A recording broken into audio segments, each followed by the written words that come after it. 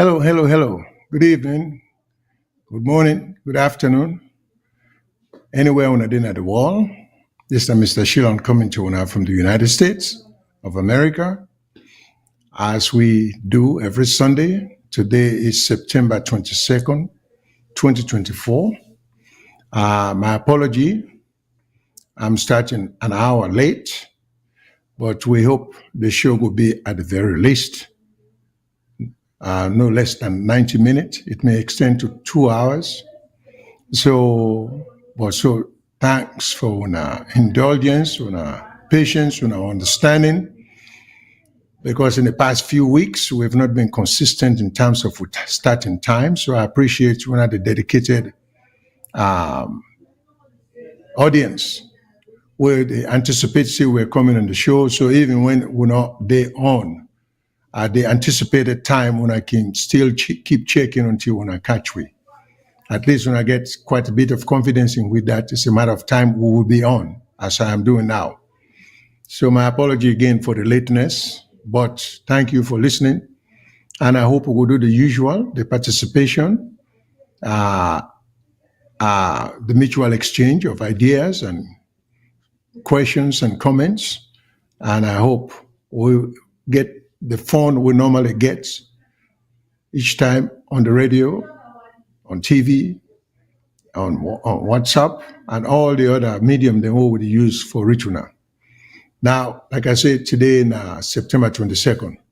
So I get some phone numbers them I can always try for announce to now.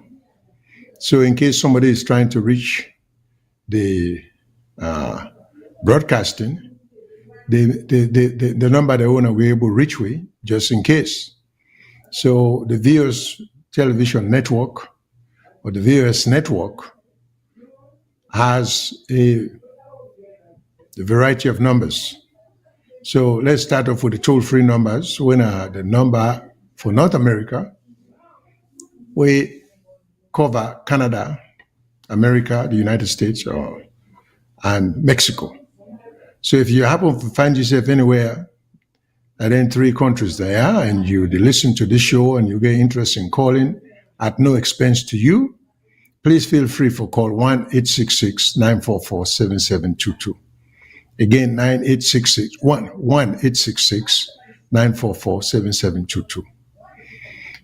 Also, likewise, if you are in England and you want for call at no expense to you, the number for call now +44 2080891455. Again, from England, +44 2080891455. If you're calling from Australia, there's also a way for call at no charge to you.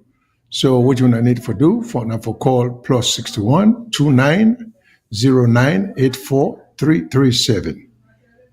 +61 2909843337. Of course, we'll get a universal number, when the WhatsApp number. And I call it universal because regardless of which part of the world it is, Sierra Leone or Australia or North America or UK, or no matter, you can call the WhatsApp number, which is 1-343-997-5828. 1-343-997-5828. Also, if you're in the Freetown area, Freetown, Sierra Leone area, particularly in the eastern part of Freetown, and say you happen to be in between points and you want to listen to it, you can catch you on the radio, which is 91.9 FM. 91.9 FM. Of course, you can also catch us on the radio, even if you're stationary or you're in yours. Then we get what you call the VOS mobile app, where you can able to download. If you want for catch we on the radio, as well as other ways, you go to the Google Play Store or the Apple Play Store and download the VOS mobile app, and you can able for reach we. In addition to that, you can reach we on YouTube, and on YouTube we get VOS Network, where entail Facebook, and then Facebook entail Voice of Salon, Voice of Salon Radio, VOS Salon, or VOS SL, VOS UK, VOS Australia. We also are carried on what was formerly Twitter, now they call them X, and you just get to go on VOS Television. And also, you can go on VOS TV website, where VOStelevision.com. If you go on a VOS TV website, put in VOStelevision.com, you'll be able to reach me. Likewise, if you go on the radio website, you could just put VOSradio.com. And we'll also get what you call Twitch TV. So if you go on VOS Television on Twitch, you will be able to catch me also. And again, I'll repeat myself, I don't indicate, say, if you go to the Apple and the Apple Store and the Google Store, you can download the app, the mobile app, and you can be able to get VOS Television. So with all of that, I hope we'll get a good time, which we usual exchange of ideas and views and comments. So welcome to the show again. Today, we just get of late, what I've been doing, because there's so much happening in the world, but particularly in Sierra Leone, there's so much happening that we always try for keep people abreast of current events, activities in the country. So there are a lot of things going on in Sierra Leone, some of which some of you might know, some of which some of you don't know, some of which even me would bring the news to and I wasn't aware of until just hours ago, moments ago, or days ago.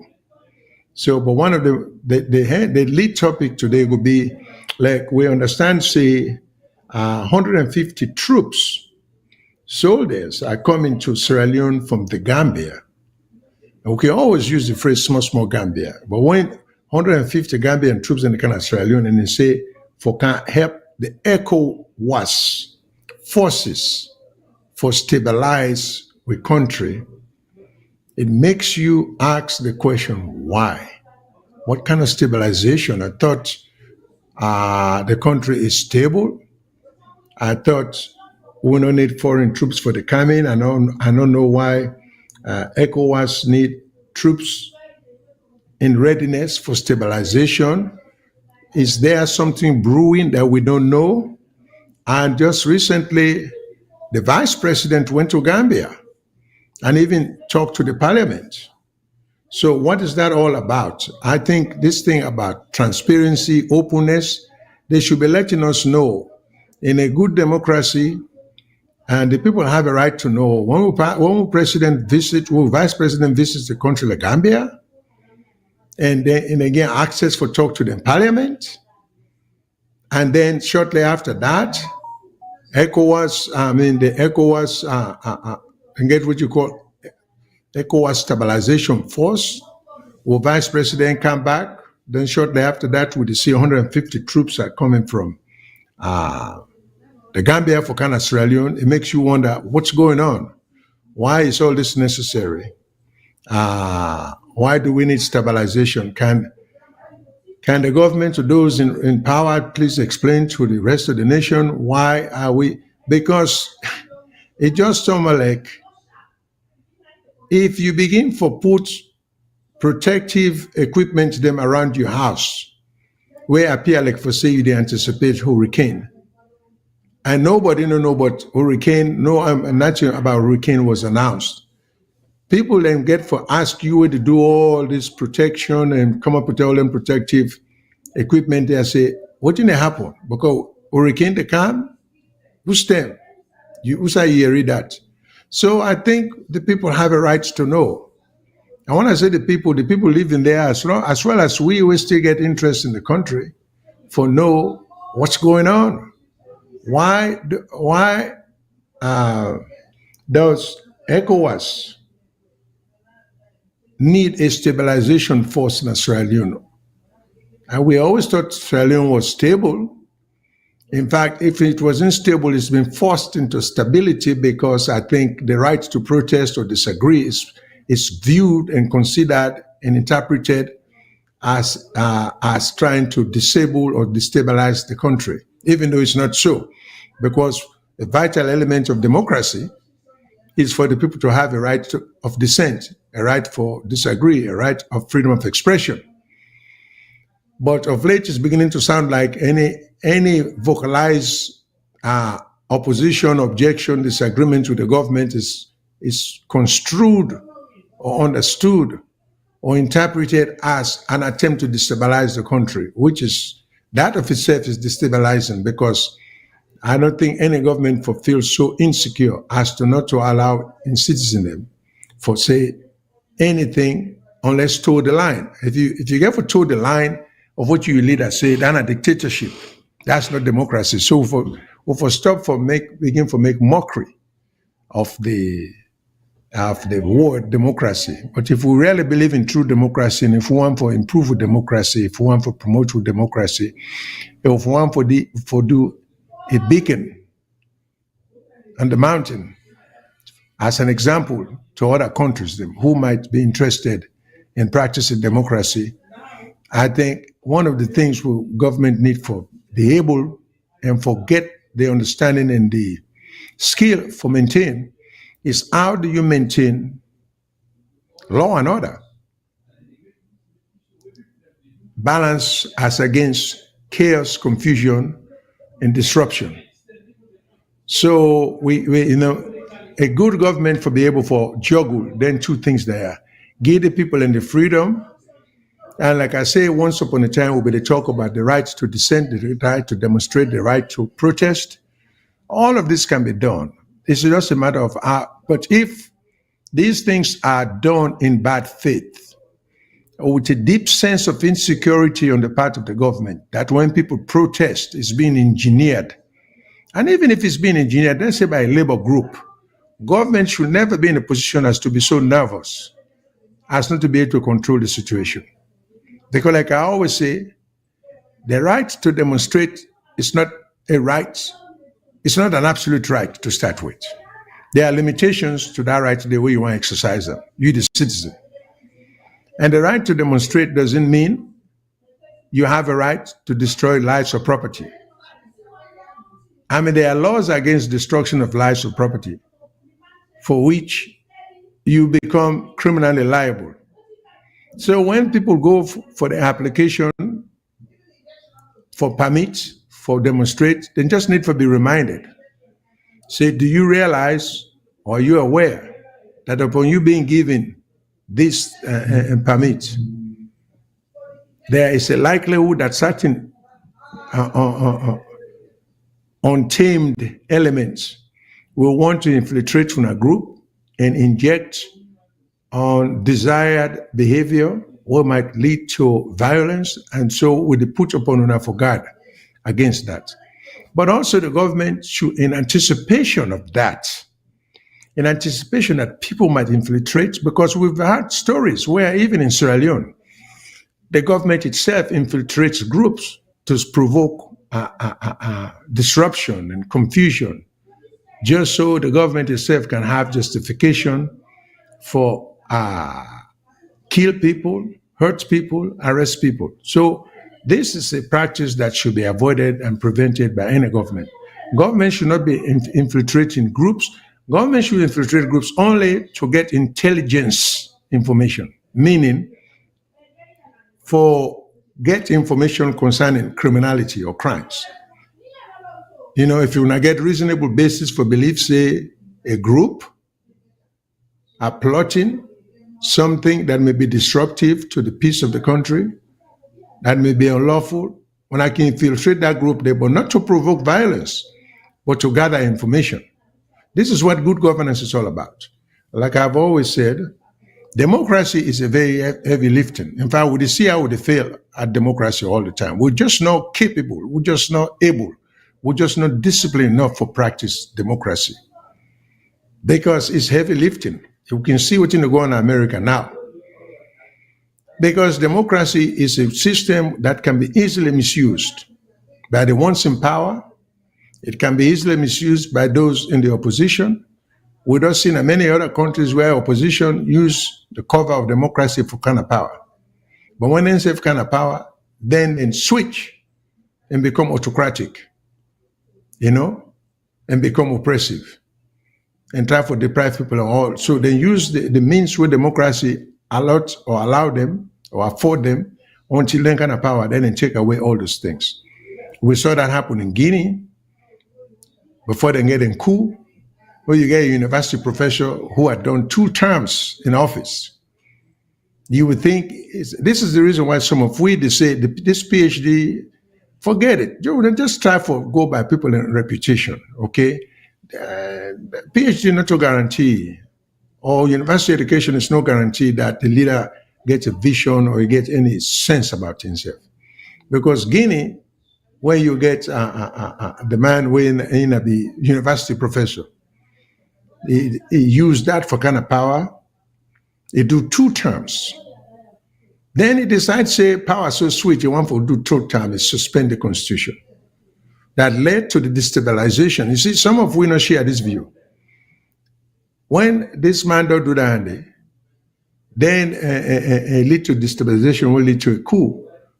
Now then cause that, because we get for respect the constitution. We get for act. One man not get no right for just injecting desire. And we Sierra Leone, we've been a victim of that too. I will get to that. About when we get a situation, you get one leader who decides to turn the whole system upside down. And when you do that, please, you get for no say, once you turn the system upside down, you're not able to turn it back. So it might serve your purpose. But somehow the thing women don't understand. Even if you enjoy power so much. But how do you know, say, 2 years, 5 years, go contract cancer, go get some illness, you go die, go benefit you. So why are you trying to disrupt a system that is already in place, way good for serve the entire, not only the country, but unborn generations? Why can't we just try to stabilize our country that way? What would the talk about stabilization? When are we going to get to the point where we now need foreign troops for kind of soil? I'm not into this sovereignty thing. I'm just simply saying, when are we going to have such confidence in ourselves, stability enough in our country, that will not warrant the coming on our land any foreign troops for stabilize our country? First of all, again, as a lawyer, I believe in evidence. Where is the evidence that we country need stabilization forces? So this we call the destabilized region by the doings or the deeds of we leaders them. You see, and we leaders them then get to take governance and governing seriously. You see, governance and governing for be a serious job. This is not a playful thing. So some of you might have an idea as to why would they get 100. Why would Vice President go Gambia? Watching at the importance of a trip to the point of wanting him to talk to the Gambian Parliament. And why is it after he returned, the Gambian Parliament failed to table something, and the Parliament will allow them to send at least 150 troops to Sierra Leone for join existing ECOWAS troops them. These things shouldn't be secret. There should be something we need to know about, When I began in law school, when I was a law student, I used to have a professor, Professor Sampson. We used to say, wherever there is secrecy, there is crookedness. So if this is supposed to be secret, something crooked on the part of the government is taking place, because otherwise, why the people have a right to know? Why are foreign troops coming into a country and then call them stabilization? What is so destabilizing about a country that the people don't know about? Because for all we know, then Sierra Leone is stable. So is the stability an artificial stability that is not in reality stable? Is that what it is? Is that a reality that the country is not as stable as we think it is? So we need to be able to analyze that. But this is not a good thing whereby the government is taking the people for granted in the sense that they seem not to have any regard for the people they govern or for people who can able to read and write. Granted, I'll be the first to say not all the people who read and write get a deep sense of analysis or understanding or comprehension. I would say that with utmost confidence. But it doesn't matter whether people understand or not. There is a certain degree of courtesy or you for extend to the citizens and the people who are within the boundaries of the country, whether they are citizens or not. Because don't forget to say, even non-citizens are protected by the same laws by which citizens are protected. They will not get different laws for non-citizens. You're not supposed to be. The same law name for govern we all. Okay. So we just, so there's this curiosity. So if there is anybody who's out there, and we always throw this challenge, and I do not understand. Why can't the government, what would they yearn for their information here? Why can't they shouldn't just have a certain, not AYV no more than supposed to go. There are other media outlets, like I think we are friendly to the government. We are not a propaganda outlet. We try to project the news as objectively as we possibly can. We try to bring new information to the people like I would do now, talking about this ECOWAS troop from the Gambia, for just give the people the information. So I don't know why the government official not going to be comfortable and confident in himself for come on board and try to explain and try to elaborate, some of them things here, what would they say we want to know, or want the people to know. So these are all some, to me, in a bad governance standard, because if we understand what governing is all about, you see, the people feel more appreciated when there is accountability. But we government not think say they owe we any explanation. They are the government in power. They should, and this is a continuing practice by successive governments.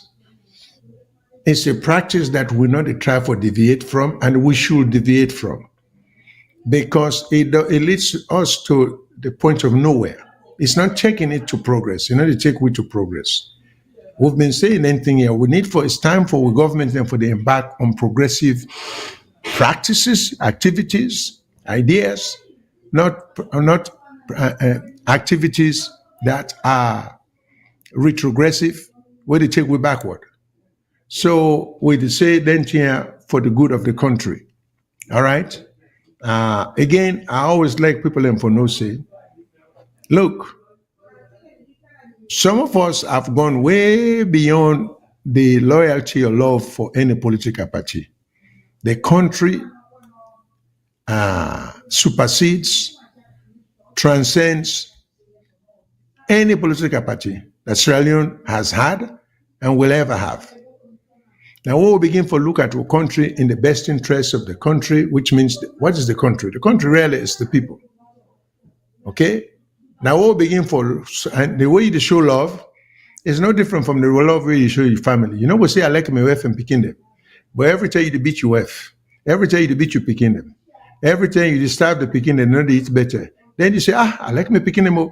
Your action not consistent with your behavior, with your pronouncement to them.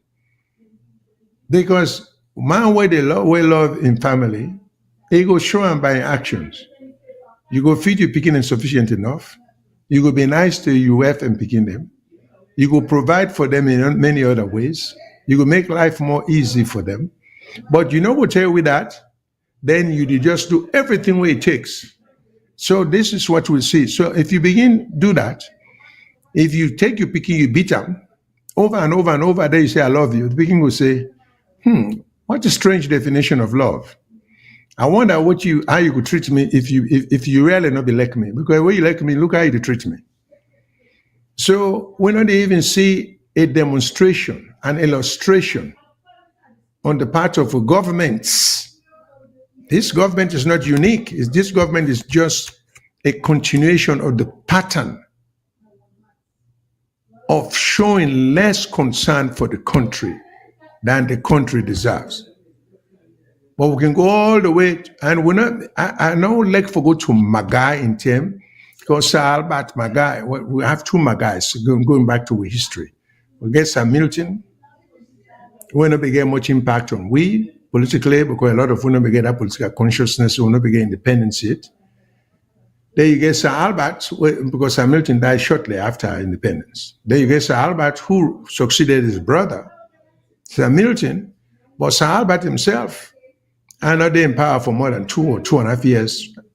I don't think even 3 years. Then the 1967 election come. Then, of course, we begin go through, we roller coaster in terms of successes, government, military coup, elections, and then Chinende. So, but we need, it's time for some of we, for all we leader them accountable, because the world is making a mockery of we. And we make a mockery of ourselves. Because once upon a time, I remember so well, we equate yourself with which people. Oh, I learned book like the witch man. Oh, I go the same university where you go. But if you are so learned like the witch man, how come they run rope around you? How come when I sit on a bargaining table, they outmaneuver you? Then you say you are knowledgeable. Isn't the taste of the pudding lying in the eating? So we say you learn book like the witch man, where you claim say you learn book like. Because we get our intelligence for making an assessment and a judgment. We're not seeing any evidence of that. We're not just crammed down with truth. Okay, so we just try for talk. Because, we get Mali, Burkina Faso, Niger. And the name Niger is very interesting. When I was in school in my early years, we used to call it Niger. But now everybody call it Niger, so it's Niger. But other than entry country, they always see they not broke away from this so-called collaboration because they're not pleased with the speed at which the African countries, or the African Christians still are confused. One moment they say we're not pro-Russian, another moment, we're not pro-Chinese, another moment we're not pro-West or we're not anti-West. All these confusing situations. So these three countries, they don't make up their mind which direction they want to go. With the exception of those three, why do we need a stabilization force in Sierra Leone to start with? What's going on? What is going on? Would they urge the government for please tell the country? And the other reason is why why is it so necessary that the vice president had to go to to Gambia? And we keep saying small Gambia. Gambia where not like we're picking where we raise. Now they're more stable than we. And they provide stabilization for we. What in the world is happening to we? We wait on them book. Every time you turn around, we go get diplomas them from Harvard, from Yale, from Oxford, from Cambridge, from Georgetown. All this book, to take away anywhere. We just keep destroying stuff. So we so please, if any government official they listen, we urge you now for please, you owe it to we, not to AYV no more for go. You're invited. It's an open invitation. You can come on this show or any wonderful show. We'll get other shows there. We'll get the Matilda show. We'll get this show. We'll get Mr. Cagboin show. We'll get shows there when they can come on. I think all shows them are very receptive and respectful to guests and listeners and contributors. So it's not like you're kind of hostile territory. So I don't see anything. If I get the degree they want to claim so I get in the school they want to go, what is the fear all about? Why can't we not come and because like we not get a Harvard degree, we not get a Yale degree like Senge, we not get a Harvard degree like the anti-corruption ACC commissioner.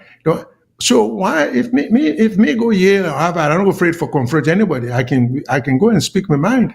So what is this hesitancy about? So it's kind of strange that you guys with all these lofty degrees, confident in self, when I say for even come up and defend any policy position we want to come up with.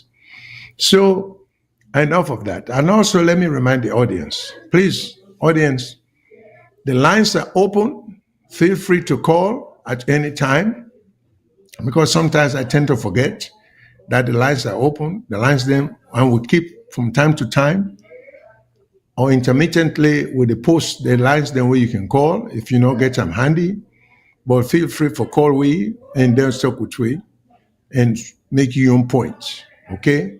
So now the thing about the ECOWAS troop coming to Sierra Leone as a stabilizing force, where a lot of we know say Sierra Leone is a destabilized or is in a destabilized situation, we like for just get some better understanding. And if you watch the computer or whatever instrument you use for what, you could see picture of some of the Gambian forces them when they come. Okay, so we just try for make sure say we keep people abreast of certain things them. Then of course the other thing is we also always talk about there is a move of late. I don't hear it from another. I want to talk about the collapse, but since we talk about trending thing, the collapse of this housing thing, there's also Nalunge Airport, the unauthorized landing of an aircraft at Freetown International Airport, Nalunge. Then claims they arrest 4 people. Would they show the picture of the plane? But the only problem with that again, what me see, they seem not to have even allowed the news people and get close enough to the plane for get a proper identification of the plane. Again, people have a right to know when things like this happen. And this is not a press release. It's not enough to just say 4 people were arrested. Who are these 4 people? What are their names? Are they Sierra Leoneans? Oh, who are they? Here is the press release for anybody who could read. They say 11:54 p.m. This is almost midnight. Almost midnight on the 19th. 2 nights ago. On the 19th when this happened. Nalunge. So why will a plane land at an international airport? And if you look at the plane, this is not a plane that came from afar. Because when I say afar, if it is outside Africa, it could be it's not going to be this kind of plane, because I don't think it will handle the voyage. So I wonder what sort of plane this is. Who all this by now the country for no Uda Una, who's I originate from? Who are the people we now the 4 and claims they arrested? And let me not forget to now, so we can say arrest. Next thing you know, everything dies down. And it's about time for we to begin to understand. You get any government officials there, and when I get the press free access, to them there. Are people going to be charged with a crime? Where contraband seized, like illegal drugs, or money laundering involved, So all in the air, again, these are the things we complain about.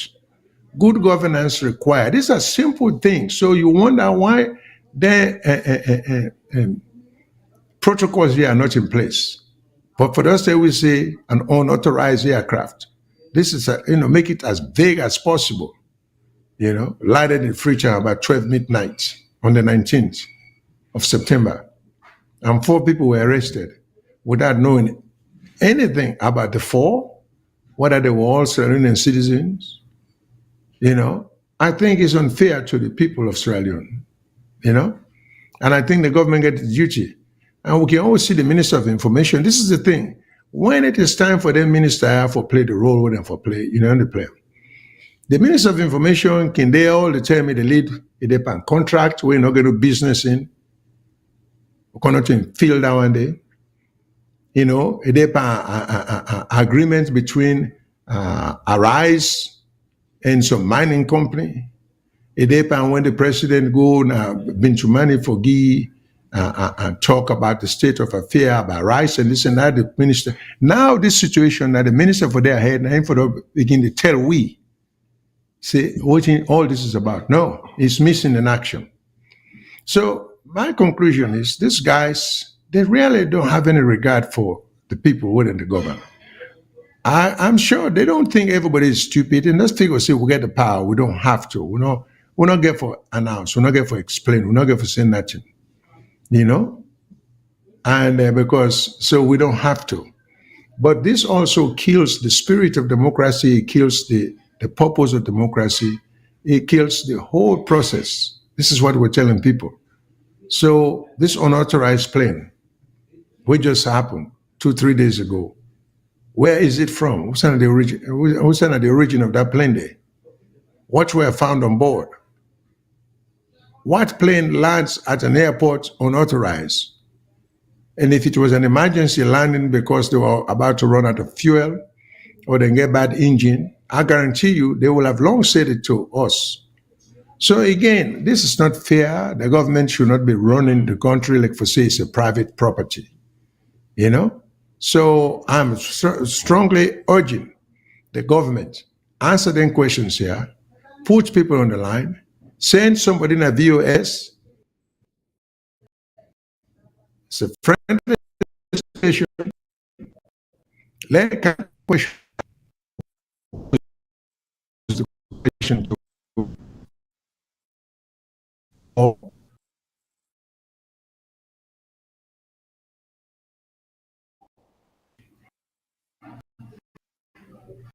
Hello, what's your name? What's the call from?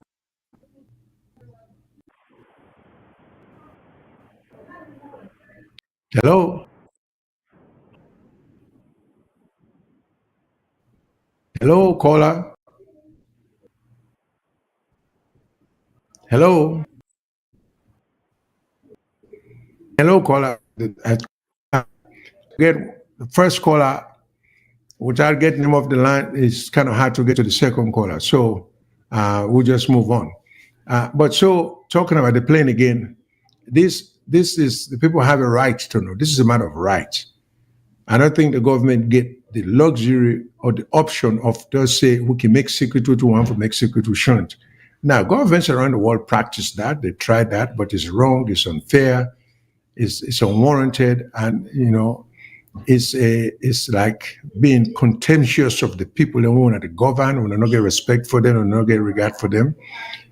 So we urge the government again for please stay away the deployment of 150 soldiers as a stabilization force in Sierra Leone with the ECOWAS troop. Why is it necessary?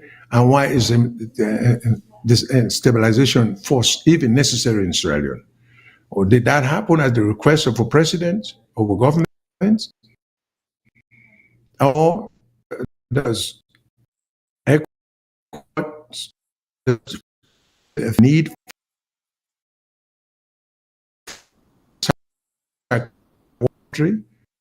for we need to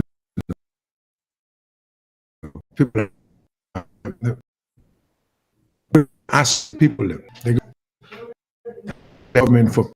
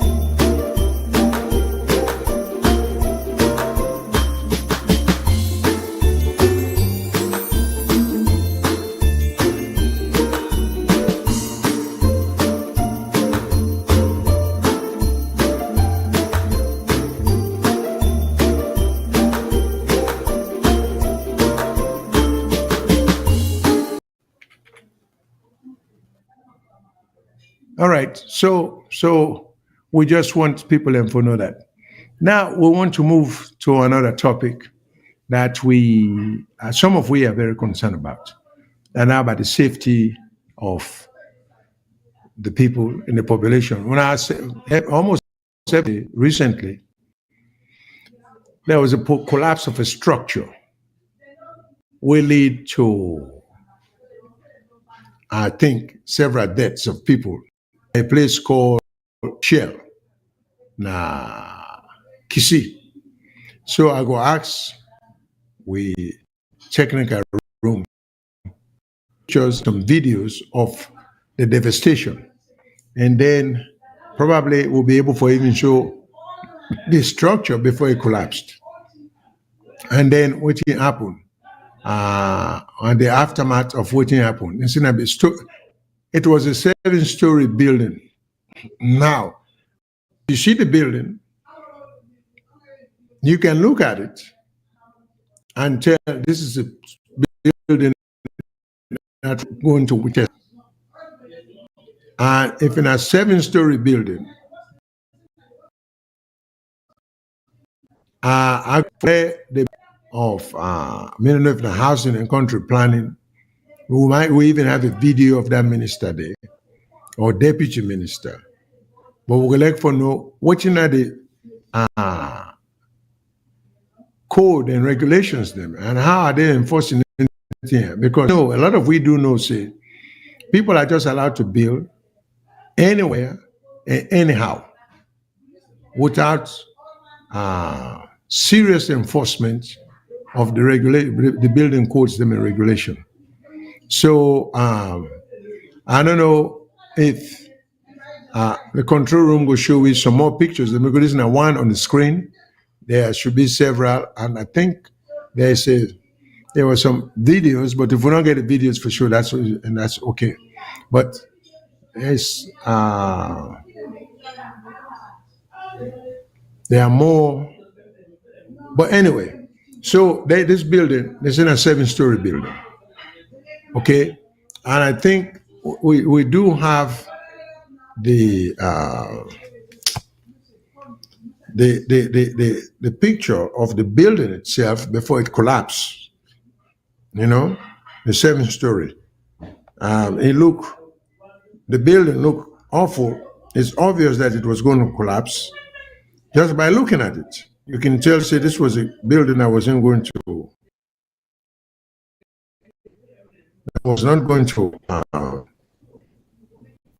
withstand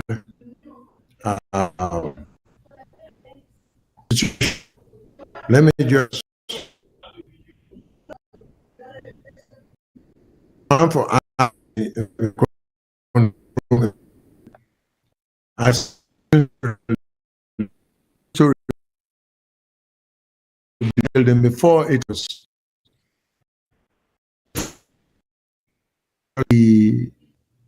minimize potential danger. It's just like, I don't know why would they get this attitude about building a zone, then when they say, we're not going to mount sugar loaf. We're not build na the hill, na the hilltop. We're not build na so. We just continue, Okay. Okay, so we need for be serious in taking internet into account. Okay, so but let me see if we can able get. I know this building already shows. So when it first collapsed, there were people there trying to help for rescue certain people. I don't know how successful that rescue attempt they go, but they try for rescue people for make sure a lot of people don't suffer. And we don't know, some of we don't know, and the number of people, like me don't know the number of people who die, and I don't know how seriously hurt people were. All that statistical evidence there, and then we need for no. Because if a house collapse with you, and let's say your foot or your hand get caught under that situation, you might end up losing your arm, you might end up losing your leg, So all the statistical evidence then we need. So, but if we get government, we really care. And again, this is not particular or unique to this government. It's just that's the way people seem to take the country in terms of total lack of commitment and seriousness as to taking the safeguard of lives and properties seriously. It's like, and I remember last week where I did talk to, let me show. I think I gave an example of many years ago, I had a Nigerian guy, America, where I ship 1 or 2 vehicles back to Sierra Leone. Again, if it isn't vehicles, they will get slight damages. They again for fix. Fix and to me satisfaction. When I challenge, say, when you go over this thing, you say to me, not to Africa, you say you want to send them the motukaya? I say, yeah. You say, well, what's the big deal? Now Africa, you send them. And me response to her, oh, so this is what we think of we fellow Africans, that everything for the properly, substandardly, now that we deserve. Not deserve quality fixing. You say, well, why me to tell her that? I say, because not for me to tell you that, you just said to me by implication. Because it seems you to tell me, say, if this one we get for France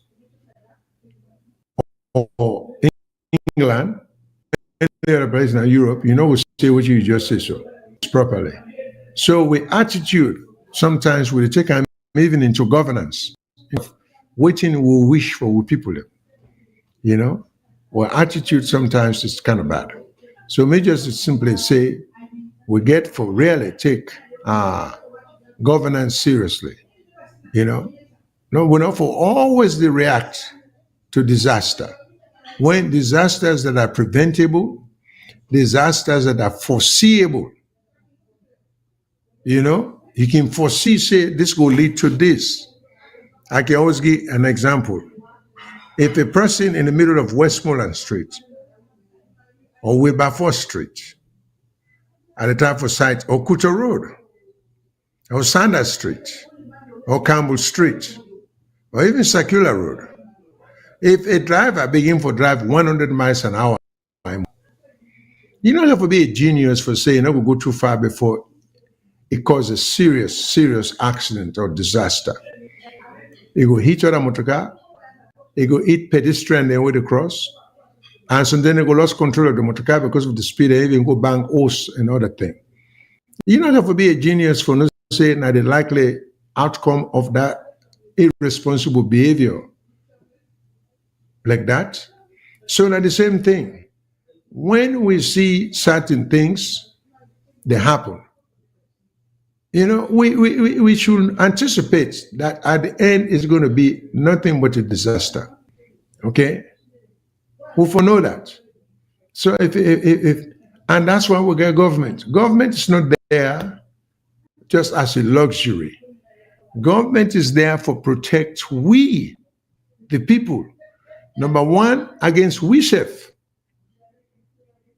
If I drive Naden Street and I just name as 100 miles an hour, not only am I being irresponsible, I put my own life in danger.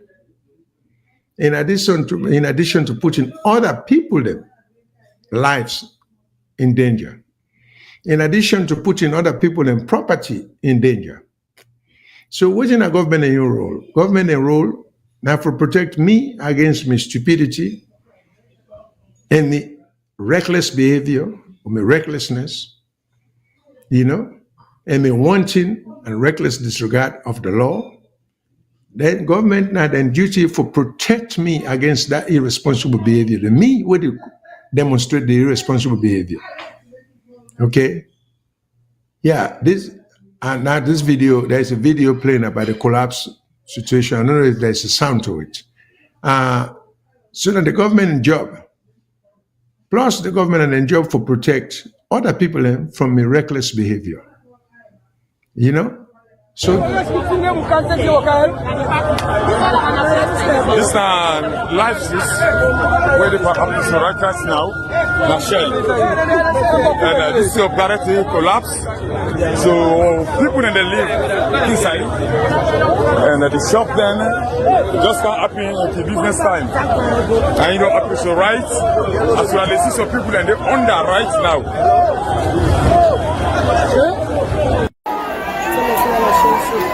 This na Shell, this incident just happened. Shell New Road. For go by Richard Allen. Now this incident just happened, so BB building just for down people then be don't rent there. Shop then they stores then they apartments and they those people they don't rent. Now yeah, this incident just happened, so now Shell New Road. What's the way they go to a plan?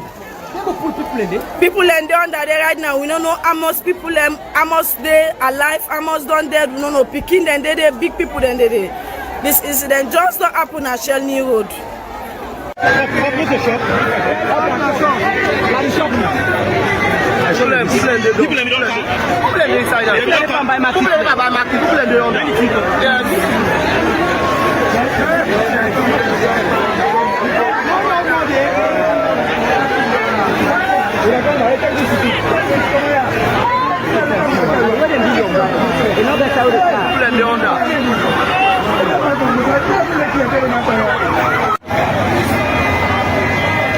Just all thing calm down.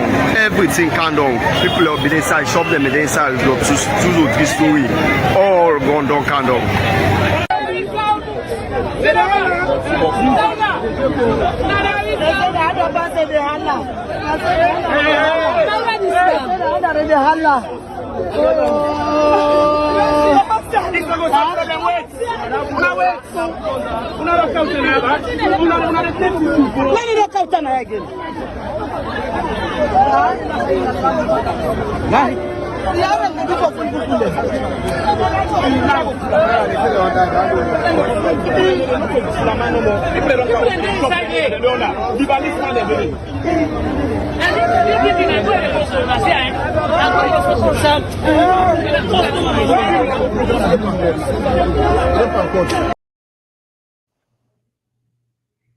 All right. So we see, at least watching the video and then listening to the comments, the people and they say, when I can appreciate the world goes, realize the seriousness of the situation. And in fact, look what say business people, this is the stores, people in the shop there. Some people are pinned under this place. But days have gone by now. We still don't know how many people died, how many people were badly hurt, to what extent of the injury we didn't get. So again, to me, these people then deserve for be told, and the person will get them building in there. And these are the things that we would see. Government forget in the insurance industry in our country. I mean, I don't know why we think say we not forget take governance seriously. Them buildings here, when are commercial buildings, they're for being insured. Because you can get innocent victim. Because if me stop my store, I go for buy something, I don't go there with the anticipation that the building will collapse on me. So if by some misfortune that building will collapse on me, something happened to me, I die or paralyzed or get seriously hurt, that building they forget insurance or for protect me based upon me for the rest of my medical treatment, for the rest of my life, based upon my living standard. But if we not enforce them here, what can happen? Like the ordinary person that will get caught up in this situation, the person will get caught up in this situation, the people that will get caught up, they will just die for nothing. You will also be injured for nothing. So these are the things where they talk, where they say government need to take things seriously. These guys, then they take governments, the parliamentarians, the ministers, and the president and the crew. I don't think they get a full appreciation of what it means to get into a government, because everybody line up now. Already the people they talk about 2028. This is all they care about. So, but waiting at the foundation want to delay now for 2028. But let me digress a little bit. Make me go back and take some calls. Then I will come back. But these are things that were for the chalkboard. This is so, I mean, It's so unfair to the people, and sometimes it just bothers somebody like me. Why not say we can do better? This is not the people asking for too much. This is, I mean, at the very least, government can do them here. Who are those people pinned down? And then structure, I wouldn't collapse like that. They die right away. Sometimes your foot, sometimes go collapse and you're able to pull up. Sometimes like your hand. Now, so you go perish. Then we'll not get emergency forces the way they deal with then emergency situation there. These are all government for the function, for the focus of on. Not to just, I mean, argument, Andy, what good does it do us today na the Security Council? It means nothing. Being on the Security Council is meaningless. It has no meaning. What it means, like when situation like this happen, governments then prepared a readiness group come and begin for take care of people them, improve the quality of medical delivery and hospitals them. Now that will be focused on, not to forgo in a Security Council, which is just, like I said, beneficial to just the bureaucracy and to the ego of the president and in group. It does nothing for the people. Again, we'll get a foreign minister. If he disagrees with me, he's welcome to the show and tell me why it is so important to serve in the Security Council as opposed to increasing the infrastructure or improving the infrastructure of a country. I mean, reasonable men can differ. So, Mr. Minister, you're welcome to come and defend the government in this situation. Hello, caller. What's your name? Which side you call from? 1 minute. Hello, caller. Yes, 1 minute. Good evening. Shyllon, this is Good for evening. Mustafa.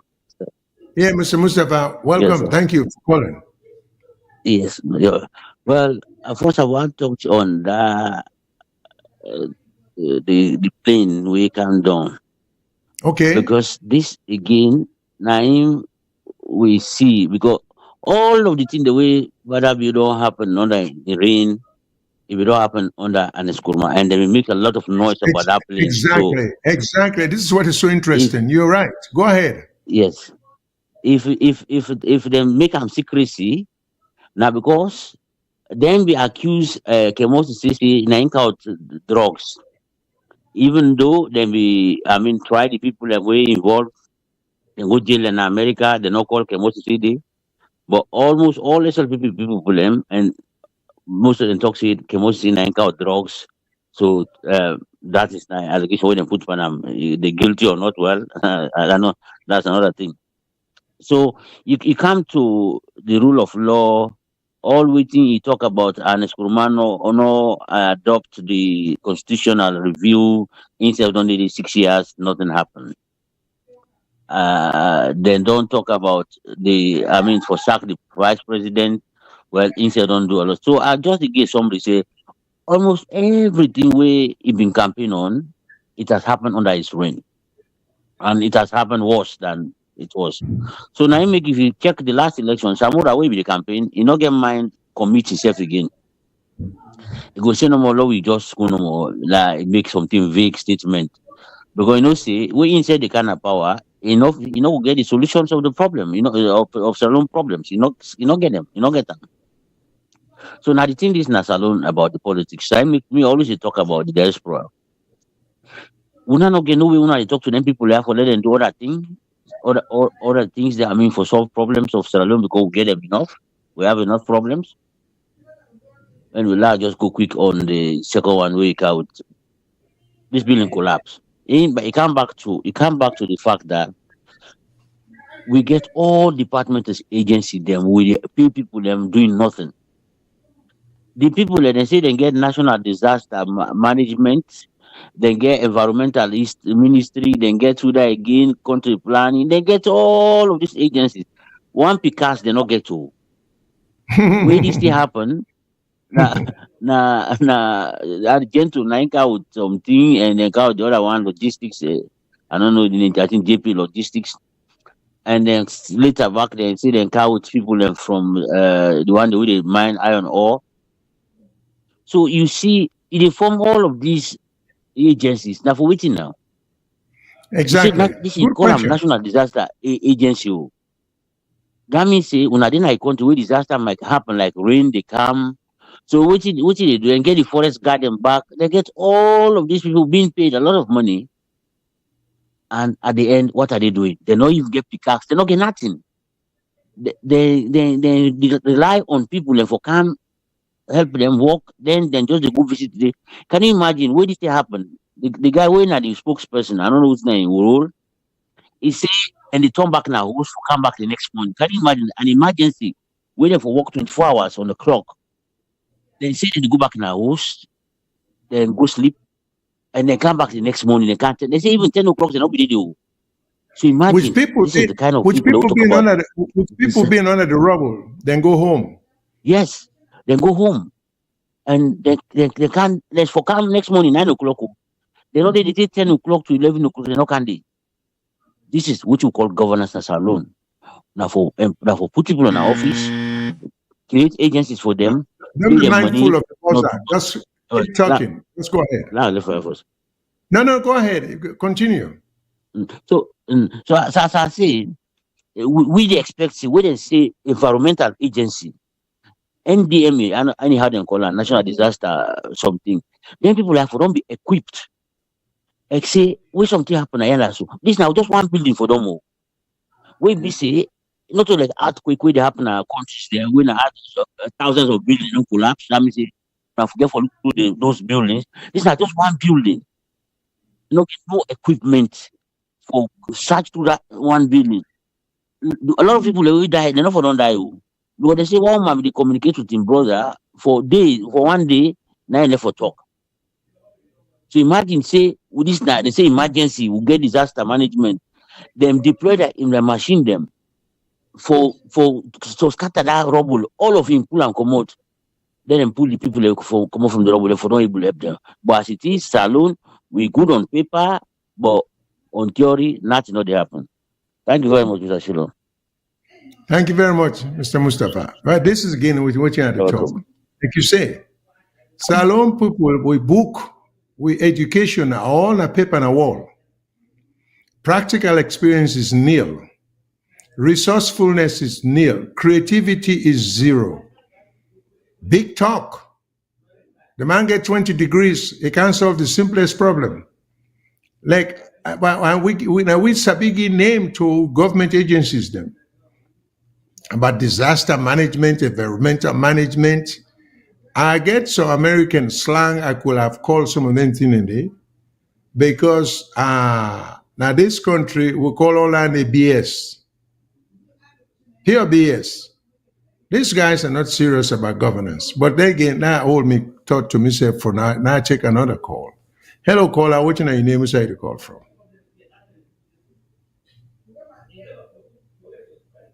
Hello, caller. What's your name? Where's the call from?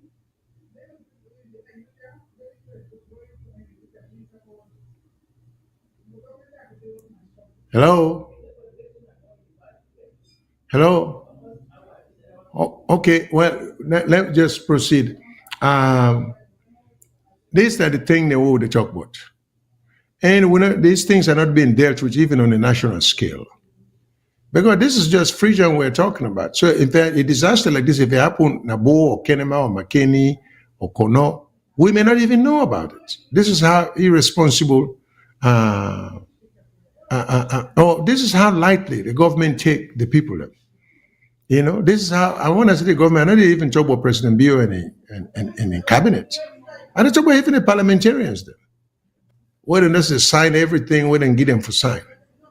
We'll get a video. I don't know if my control room go able to see that video there about the condition of certain road between I don't know if like Gandon and Kailao. It's like a river. It's like a river. It's hard for believe someone to carry the past there. People don't get for work on foot. And that area they get parliamentarian where they represent them. I mean, I do not understand how can we be so cruel, so wicked to ourselves, to people? You know? Don't the people deserve better? You know? I no matter whether you come under the southeast, northwest, you know, central part of the country. This is why we say it is important. Like this caller just called just now. Everything with the current government they accuse the Anes Command government for, they are guilty of the same thing. They don't improve nothing what them they criticize the previous government about. Everything. Almost, 100%. Again, this is a categorical statement I'm making. Okay, look at the road. Okay. Me family there. Do you now load this so? Now Kailan roll this yeah for come up and Juma Bonubu. Who said the college day? Now they so. We don't can see the road I poil.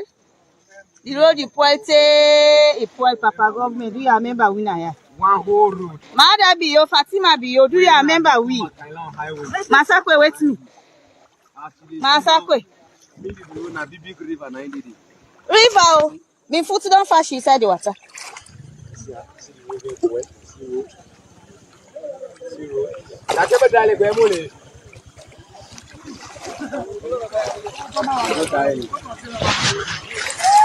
Now the road is here. Papa government, do you remember we now? Government member we. Do you? This now The big. Bonumbu Stash College. Bonumbu. Now the Bonumbu road is so. Who said the college day? From here now. It been from Tondola. Say go na kono. Now we road this here. The road the poet say poet. If fearful, say fearful. And the road is.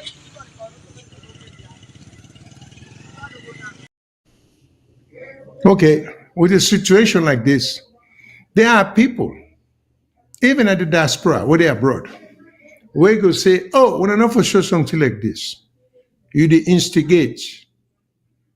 One of the worst misuse down there of the word instigate. You know? Because you know go call such a thing instigation. Now in the best interest of the people, and they make with the broadcasting thing, what government will allow the condition of people for happen this way? And this place get parliamentarian. Who is this parliamentarian? Where they elect in that area there? Is this not an abuse and misuse of the people there? And so nobody should point it out?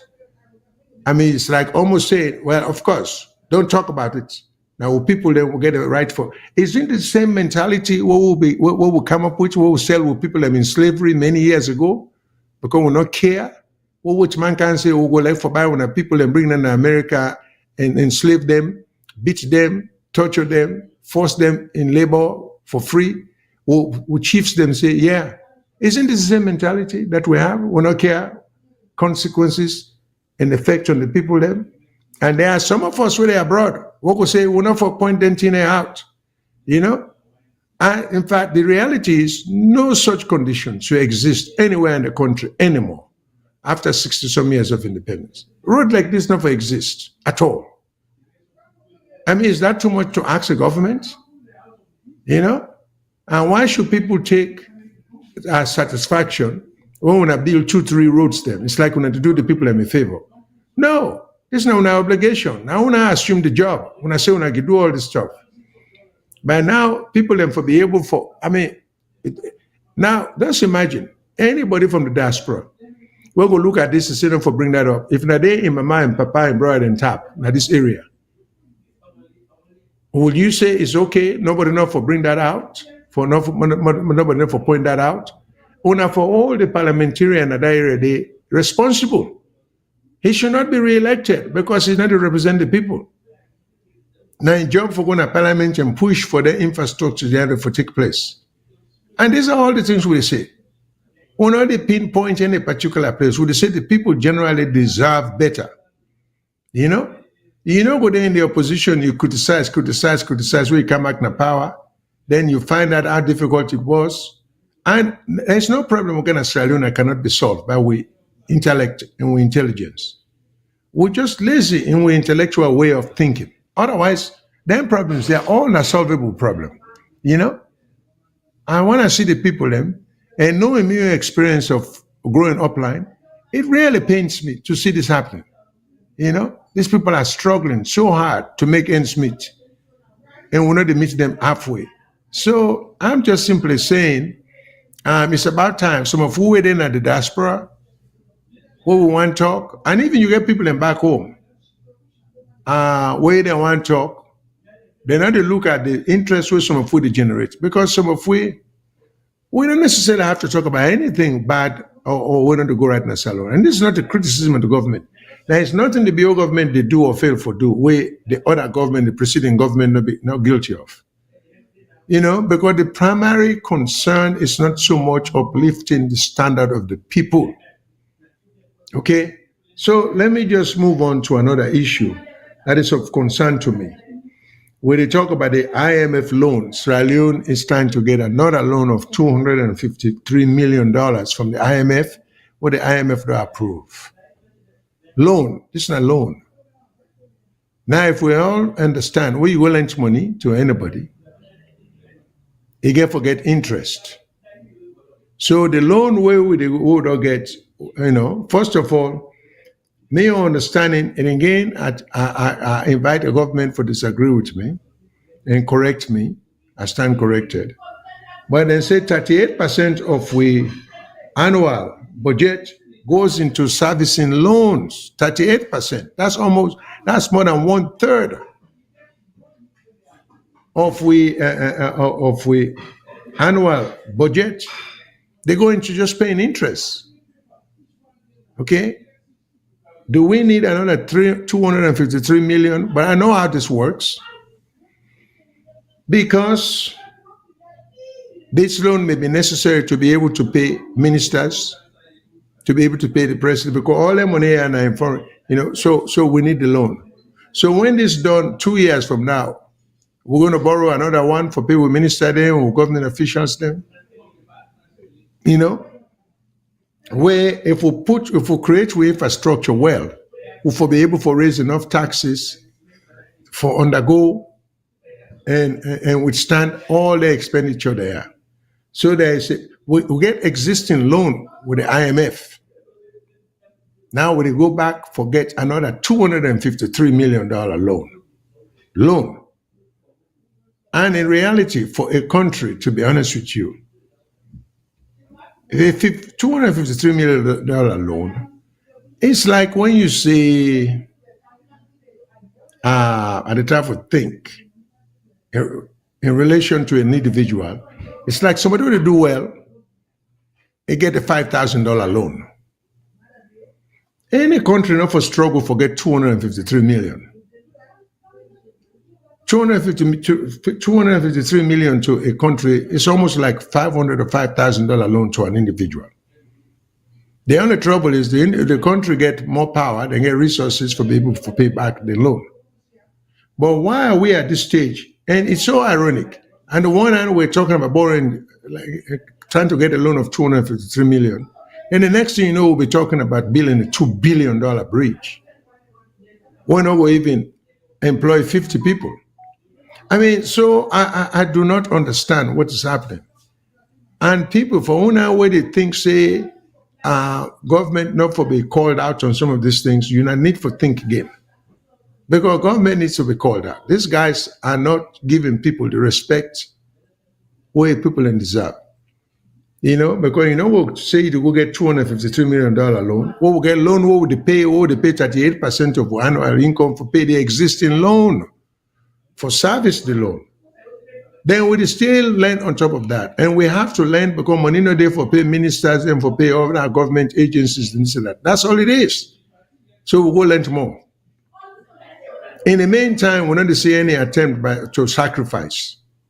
We're not to see any sacrifice on the part of the one that would in power. And you get people and we will call this show and the other show and say, you not for mention that. Let it be. Okay? All right. Let me take another call. And then I go continue. Hello, caller. What's your name? Where you call from?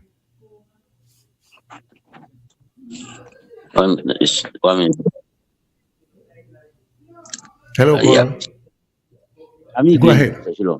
Okay, go ahead. Yes. Now, where you come with this topic again about the loan, and we can say at the call back. Okay, no problem. In economics, loan not a bad thing. These people, the way they talk about loan them, the way they tell we say we get bad credits or whatever, they have more loans than us. Japan, now the most indebted country in the world. Now go check them. Them they get up to 220 to 250% of GDP in debt. But the issue, is what would they do with the loan them?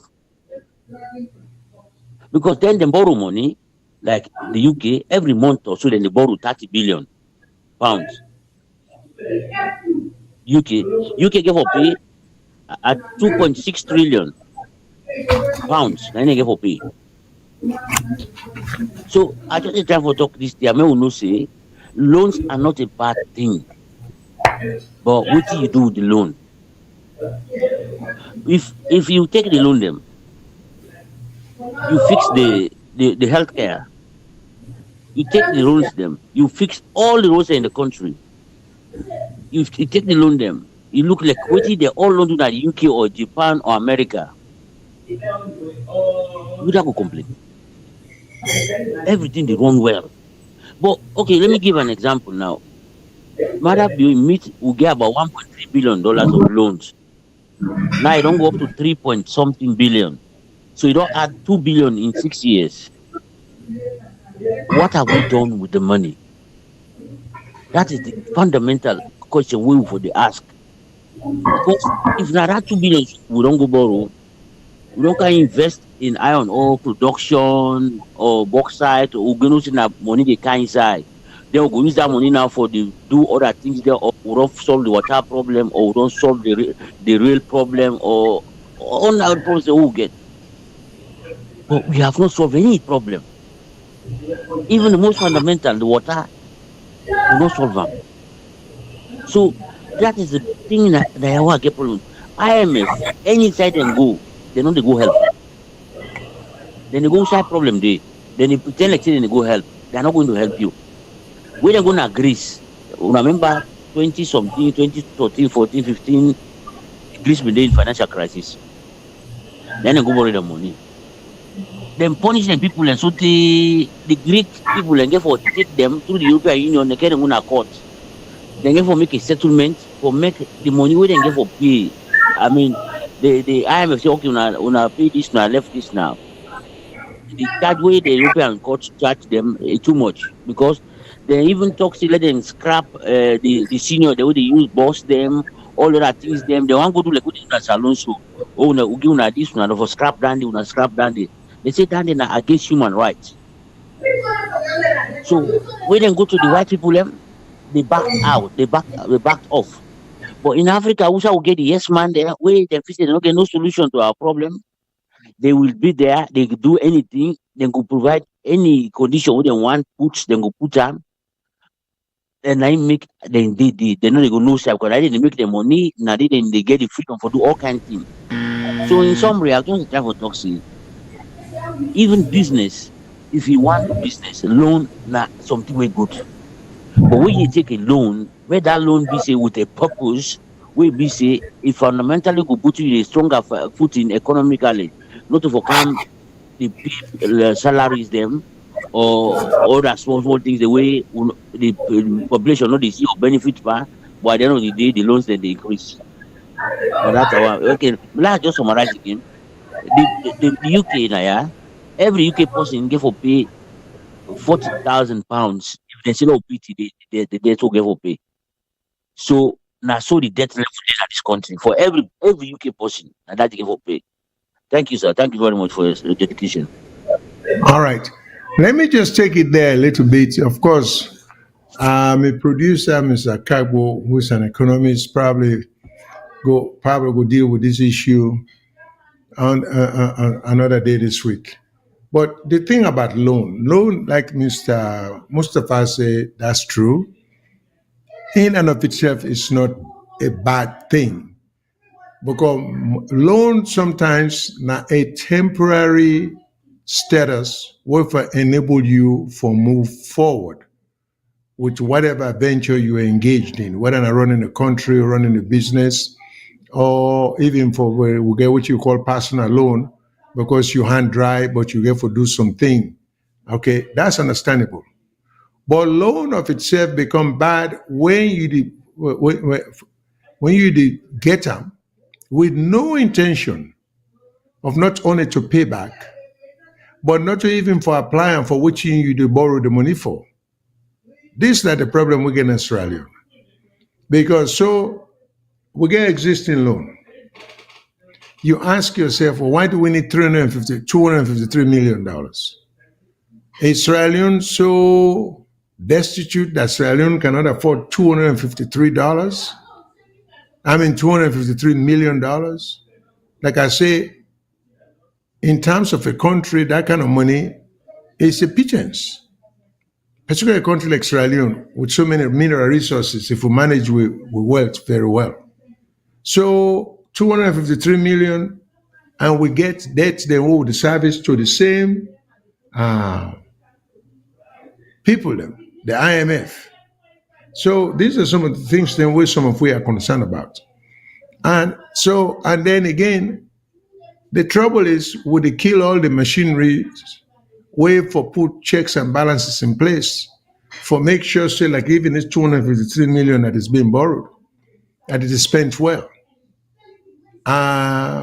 If you undermine the process, all we are doing, and we say we do, because at the end of the day, nobody is going to live forever.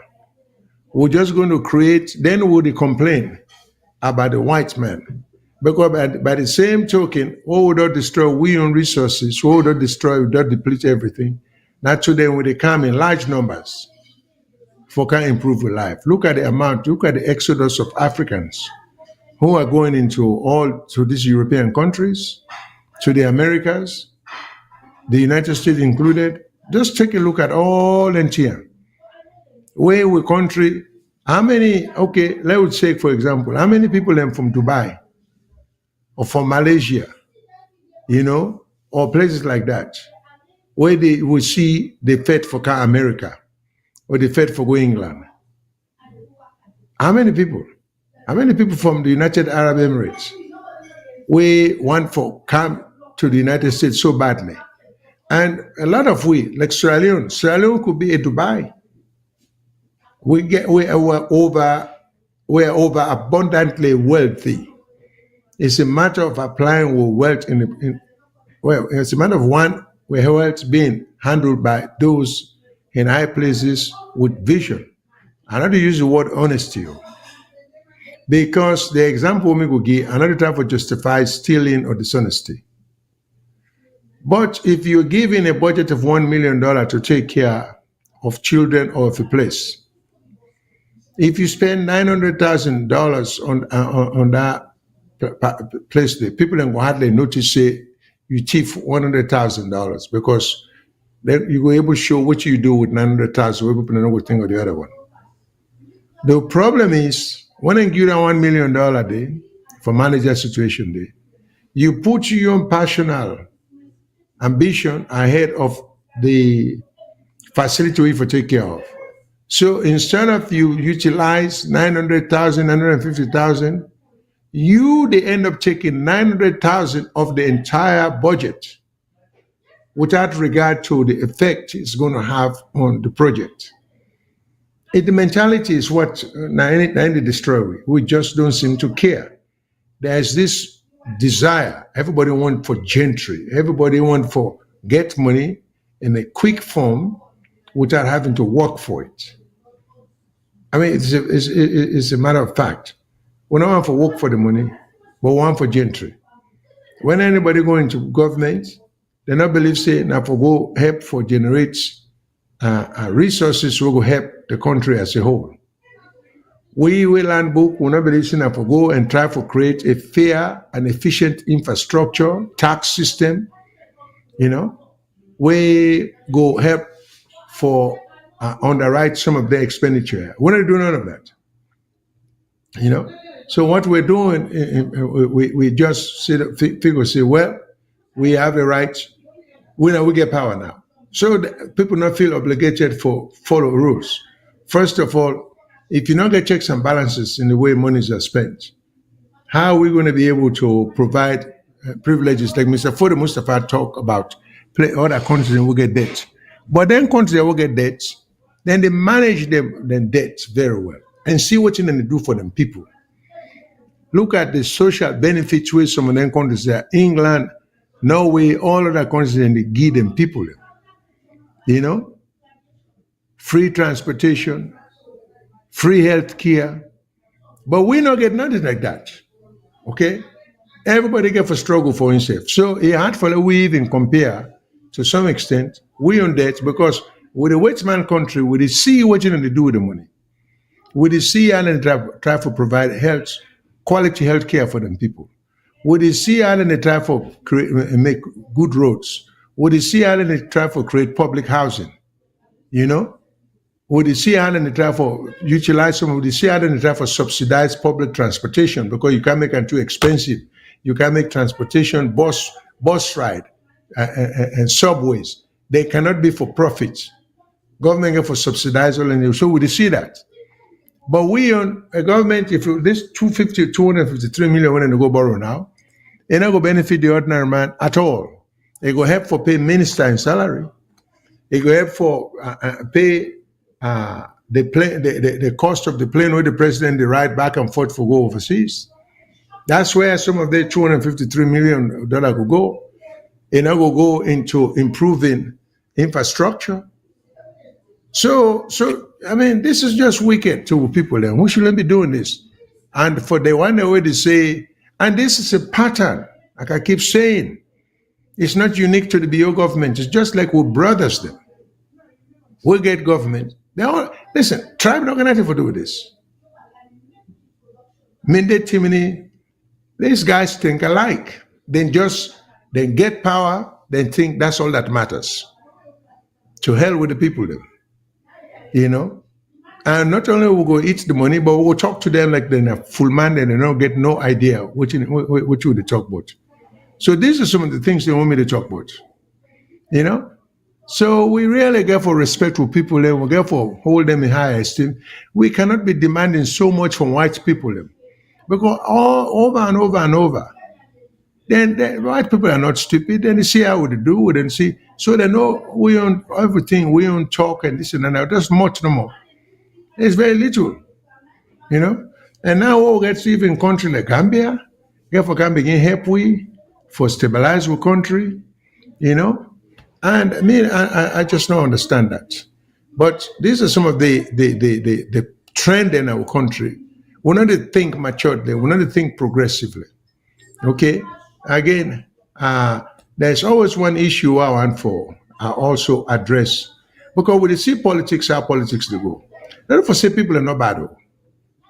Even this country, with the watch we trend with the election, we get, on the one hand, we get a very stable, intelligent, well-educated woman with a run against an idiot, a fool, a crook, an immoral man, where for whatever reason some people in there they support him. And I can say that freely because you know, not only I get the right for say, I don't say I don't get for free say anybody will arrest me. I mean, it's like night and day. But these are the weakness of democracy. So now you can impose your feeling or your idea for say, why are these people supporting this man? Then for no say this man, now we own this man, you know, care for humanity. I need to say that. You know, they even hesitate. It's not ashamed of it. It's just to talk about everything about him. But so there's a lot for land on this politics. For say, democracy is a difficult process. But yet we therefore encourage this man. In fact, when he even open the mouth, say if he can get the power, he can go destroy the democracy of America. He not even understand the significance of America in the world. Because if you get any sense, you don't even talk like that. Because if you destroy the democracy of America, you basically have destroyed the world. Where is the world going to be without America?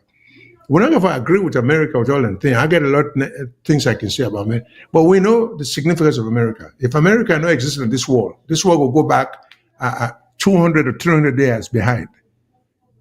You know, in progress, in invention, in this and that. All the privileges that we enjoy today. We know, say, America contributes significantly to them thing. So, but yet you get an idiot who just come to power, we want for kind of power. I tell you, this is how contemptuous it is of, I go suspend the Constitution. He don't even know what's in the Constitution. That's how uninformed and ill-informed the man is. But so we for try for love Constitution work. We for try for love of people. My thing is, like President Bio, this night last time, if they talk about reconstruction, if he really mean well that is not coming back, not for try for SLPP for continue for being in power. And I get immune criticism about this, so what you call, what in the word? Stakeholder. To me, it's the only stakeholder to leadership should be who that the people can choose. The structure of electing leadership in Sierra Leone is bad. It's bad because it's not a leadership by the people. It's a leadership by the leadership in the party, not the people. I think we really need to revamp the system how we elect we leaders them before we even go into general election. But let me stop again. I don't like for the people in the hole too long on the line. Hello, caller. What's your name? Say the call from. Hello, caller.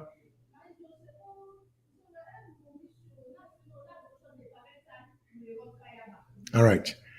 So I get me on a disagreement with respect to the people there, and in respect to how we talk and practice democracy, and how we show by our action that we care less. How we show by our action that we care completely less about how people are treated, how they feel. And when I see that video, then they talk about how people were pinned down, who are crying for help. Think of that state there of affair. You're down there being pinned, we don't even know what the agony, the pain, the physical pain when people in the field. And you get government officials and they go home, go sleep. We'll get all the disaster will likely to happen. We'll get what you call disaster management, environmental, this by name. But we'll not make, like the caller say, we're not going to even get a pickaxe in case a disaster will occur. Now, tell me that is not gross irresponsibility. That is not gross contempt of the people and women of the government. That when things like this happen, the people just get for suffer and die. Or paralyzed. And anybody will come out of that disaster, that collapse of that building with paralysis, he's going to suffer till he die. We're not going to health system will take care of her in that condition. And the people who will die who are just innocent and people who are working to buy, to negotiate a business, I guarantee you there's not going to be any insurance for take care of them and their family and then picking them with the school and all that thing in there. These are the things we should be concerned about. Now look at in the houses them. What would the bill? With the bill, people in the bill houses in a salon. But look at them they do. They enforce the building code. So man, they go a bill in one flat. Then later on, when you get small money, turn around, it pull the roof, it build a second story. Without regard to the fact that now one flat number is one bill. Now they put 2-story on a 1-story foundation. Then when you have a bridge scam or something happen, the house collapse, you want to put up everything other than the lack of responsible behavior on the part of the officials than what they allow them to for happen. I mean, God self go to vex by from time to time and say, what is wrong with them people here? I can't keep looking out for them. One thing and get forgetting disaster they for sharpening their mind. And they always tell people them, everything with the CISO, what they happen at Freetown, it happen up country or outside Freetown. And people they need for know, and I go wish people and they send we more videos for just show some of the disaster than what they happen up land we want to see, like that Bandajuma Road where we see just now, which is what broadcasting.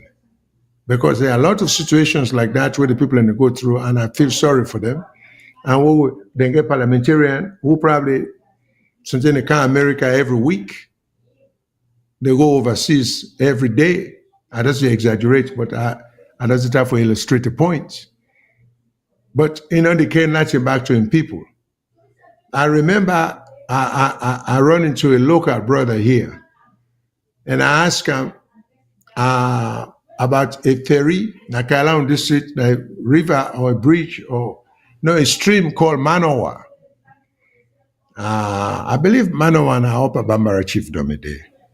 We get a ferry. When I was little, there was this ferry where they went to Garden the Cross.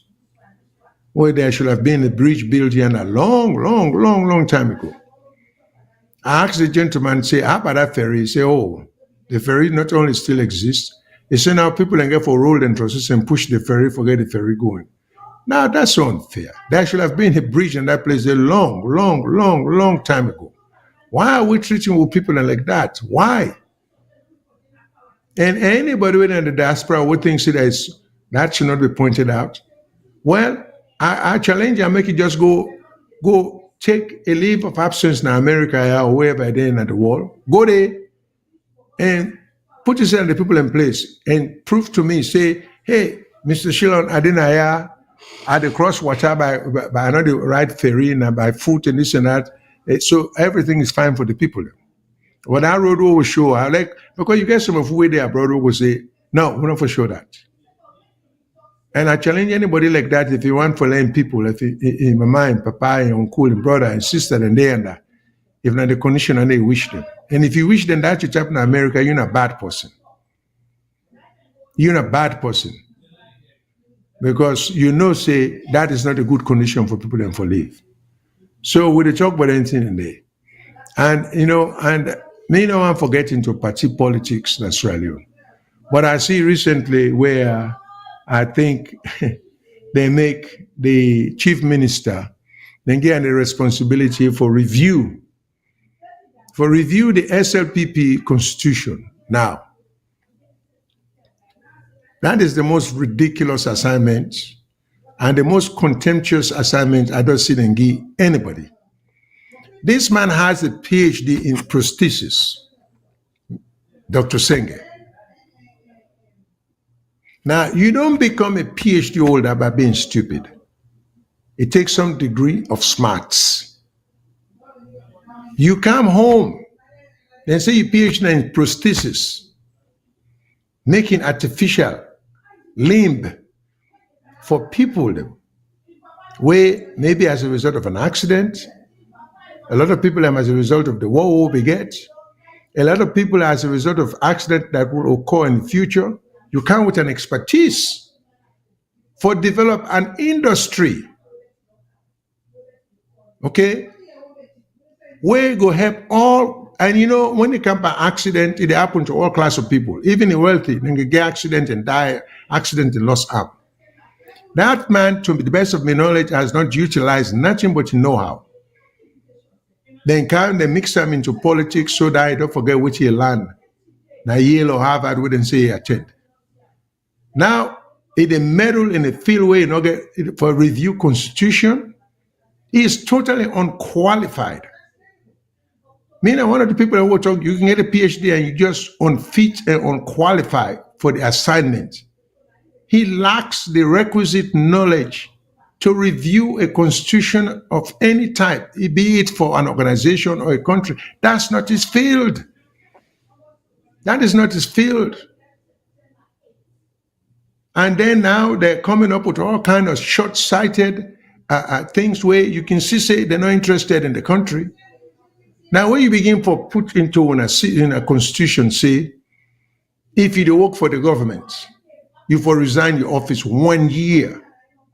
And again, this is the thing where they hurt you. When they do away with the jury system recently, they have not come back and tell us why the jury system that they got rid of was so bad and waiting and replace them by a good. It's obvious, like common sense. Now for railroad people, now for give undue advantage of the government in power. No question about it. When they get political trial, I mean, it's a fact. It's common knowledge that judges are more inclined to find people guilty than a jury. Because judges are not able to conduct themselves as triers of facts. Okay, judges are more prone to abusing in power, whereas juries are more inclined to be objective and for withdraw themselves. They're more inclined not to be a mouthpiece of the government. Paulo Conte, if the situation was as it is now, Paulo Conte would have been found guilty of treason. A judge would have never had the courage to have found him not guilty, even if the evidence showed that he was not guilty, because of the current situation where every judge in handing at the president emote. So now we see SFPP, then they grab, then they come up with all kind of silly thing, then we try to come up with all kind of code regulations. Oh, if you want to run for parliament, if you want to do this, you for don't resign your government position 1 year. My question is, why is it even necessary for you to resign your position at any time? If you work for the government, why is it necessary? If it is not bad law and bad trying to weed out some of the best people that we will get for serve, why the person need to resign? If they're doing work, if they earn the money fairly, why are you saying he has to resign? Why should he? So what is the genius in people get for resign and position for them for run? Now yeah, we run for Congress. Okay. I mean, you get a choice. You can resign. But you take, for example, now, like the governor of Minnesota, when the vice presidential running mate of Kamala Harris, and the sitting governor of Minnesota. But where they run now for become vice president of the United States, you get a lieutenant governor or a vice governor. What they do, they walk away before they do. They don't tell Governor Walz, say, if he resign, he's still being the governor of Minnesota. And Minnesota is running. So why won't we learn and then good examples there and improve on them for we own good? Why we get for the past then short-sighted laws there? Short-sighted laws then, why are we doing this way we not say the law not for the good of the country, now for disabled certain people them, and forget about the local politics when they play. You know? Why should the vice president, if he want to run for in 2028, I mean not into this party politics because I don't get much regard for the political parties then. But why is it that if Julia Diallo want to be president, why shouldn't he be allowed to run? Why does he have to resign his position a year ahead? Why, if a member of parliament feels, say, he can become a better president for the country, why should he give up his parliamentary seat 1 year? Why, if you work for the government? You know, these are some of the things we need for. You see, we need for stuff. So every government will come. They're the same thing that they do. They're not building the infrastructure of the country, the political institutions.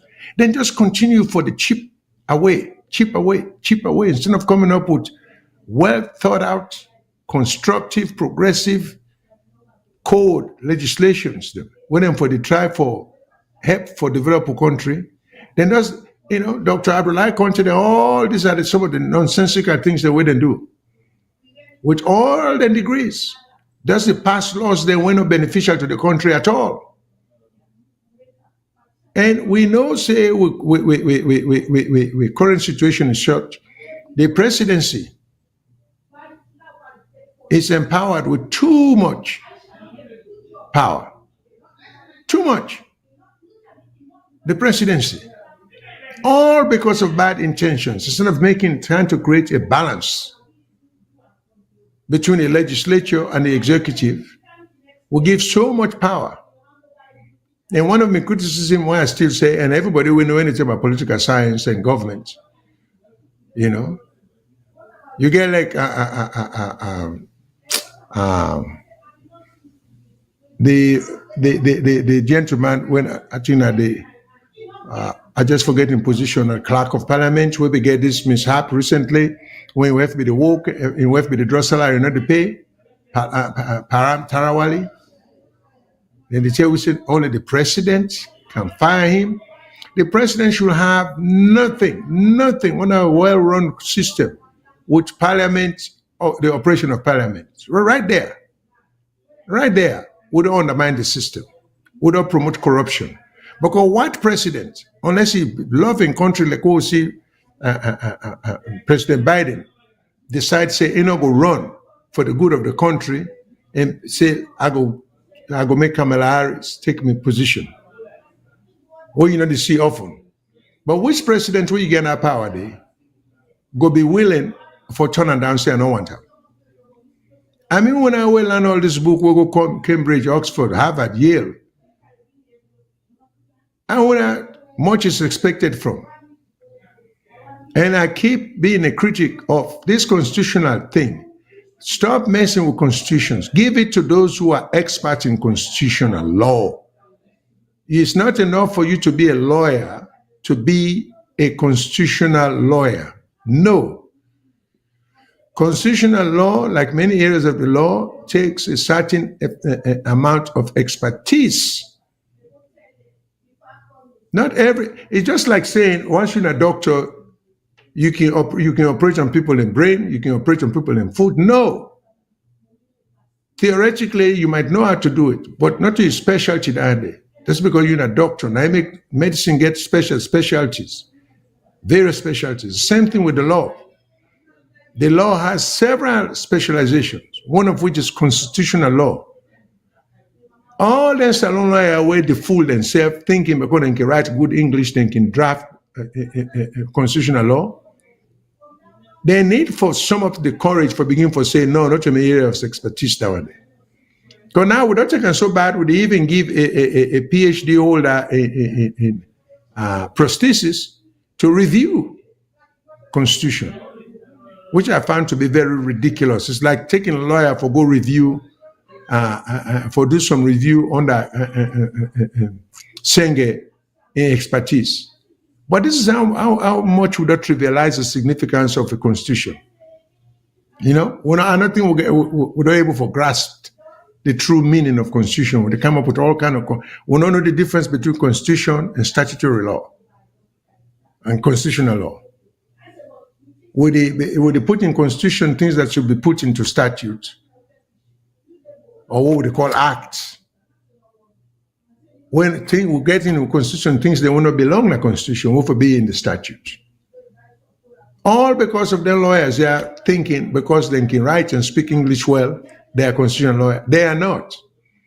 I'm one person who is not impressed about all them big name, the so-called commission. I know I'm for offend anybody. The justice, this commission, these are not constitutional lawyers. This justice, that. They are not scholars in those fields. They are experts who can write us good constitutional and can train lawyers and to become good constitutional lawyers. You know? We need to understand the workings of a constitution. So until then, I just want for many people to understand, say, we are doing ourselves a lot of harm. And until we begin to take governance seriously, and all them steps here, borrowing money, plane landing at our airport, unannounced, there is always somebody behind it.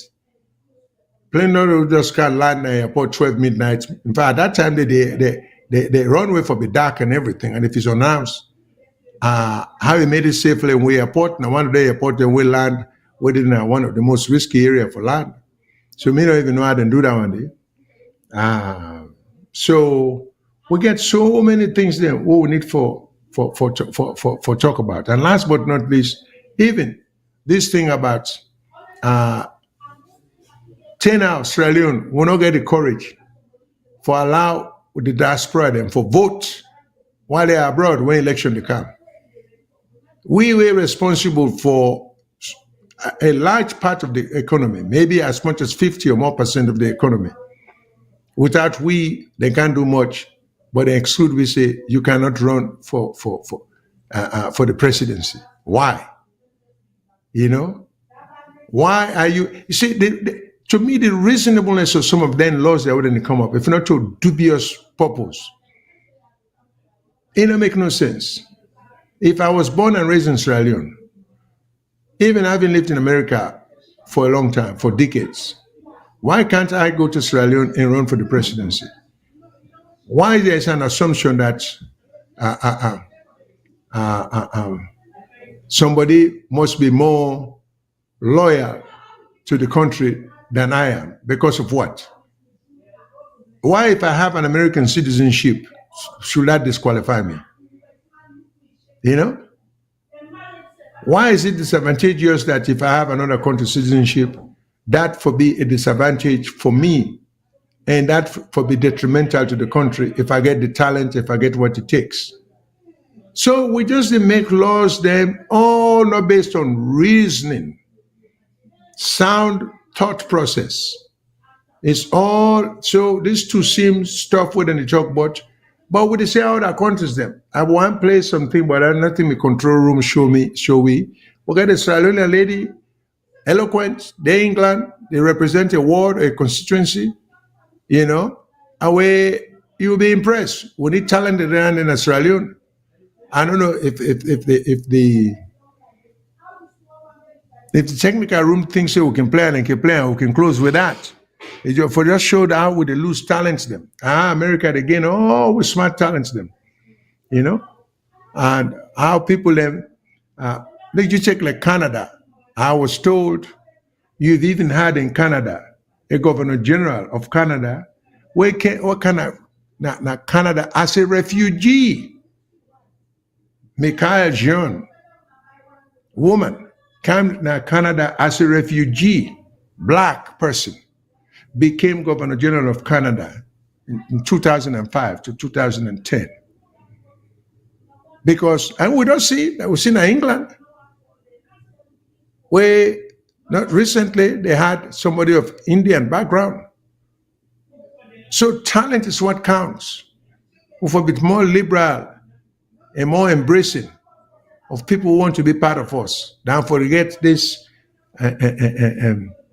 callous way of just excluding good people. So with that said, I think we've done 2 hours. I thank you all for listening. Thank you so much. We will talk again. We will meet again next week. And thank you as usual for your contribution. Good night.